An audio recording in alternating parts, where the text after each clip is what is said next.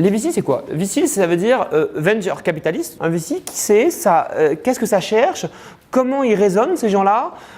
Comment je dois me comporter avec eux, etc.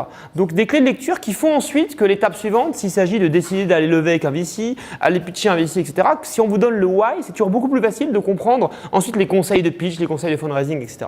Le VC, si on doit regarder au niveau macro, il a trois gros jobs. Le premier, c'est qu'il doit repérer des entreprises prometteuses. Le deuxième, il doit les financer, donc ça je pense que ça ne vous a pas échappé, c'est un peu un des rôles premiers du VC, venture capitaliste.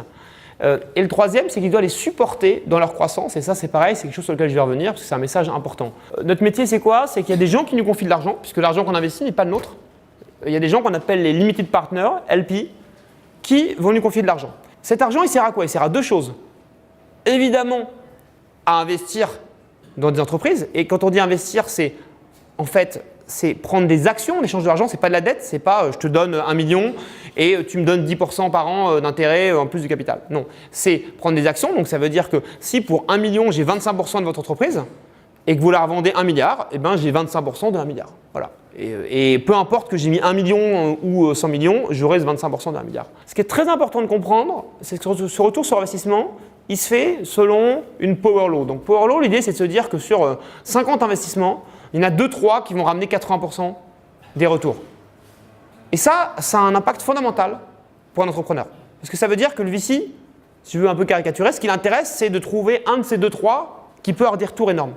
Et donc tout de suite, vous sentez que quand on va faire les maths du truc, ça va donner des chiffres assez extraordinaires. Parce que si je fais x3 sur une startup sur 50, bah, ce n'est pas avec cette startup-là que si j'en prends 3 ou 4, que je vais arriver à avoir un ROI significatif sur le fond.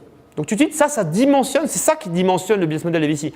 C'est pas parce que nous on se dit non, on veut que des boîtes incroyables, etc. parce qu'on est comme ça, on est des gens super ambitieux. Non, c'est parce que notre business model ne fonctionne que si on a des entreprises, quelques-unes qui peuvent tirer un fonds énormément. En fait, le problème, c'est que c'est pas mathématique, il n'y a pas une science précise.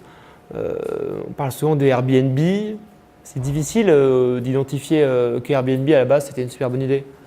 Facebook, maintenant ça paraît évident, je ne suis pas sûr qu'à l'époque c'était si évident que ça, il y avait beaucoup de tentatives, ça ne marchait pas trop. Donc c'est un art en fait, c'est un art avec ses imperfections, avec aussi le regard de chacun, et c'est ça qui rend ça intéressant. Vous imaginez s'il y avait une sorte de science et que tous les VC pouvaient financièrement parlant prédire le potentiel d'une entreprise, ce serait plus un métier très intéressant. Ce serait un métier dans lequel finalement on voit tous les mêmes trucs, on a tous la même grille d'analyse, on finit tous par avoir les mêmes convictions, on se bat tous pour avoir les mêmes dossiers, ce serait un métier assez pénible.